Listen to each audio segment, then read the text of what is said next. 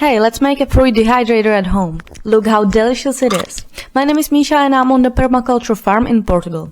Almost everything we used we found on the farm. We had some rest of concrete support blocks, which we used as a first thing for stabilization. On the blocks we put some old pallets, which we also found here.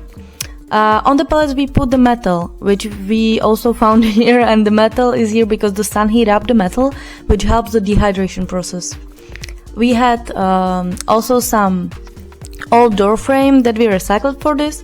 The frame didn't have all sides nice, so we drilled a wooden plank instead of the bottom side to make all sides the same. We bought a mesh which should help with keep the flies out, and we drilled the mesh to the door frame. There was important to keep it stretched. We also had some old pieces of tempered glass. The glasses here are very important because it works like greenhouse effect, which is the basis for the fruit dehydrator.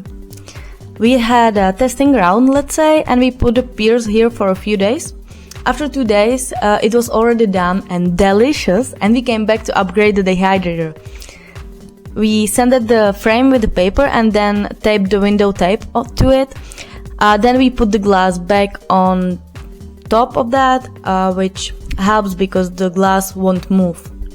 Yeah, we also did some details because we wanted to make it nice. And that's it. Yeah, it looks so good. Well, bon appetit, guys.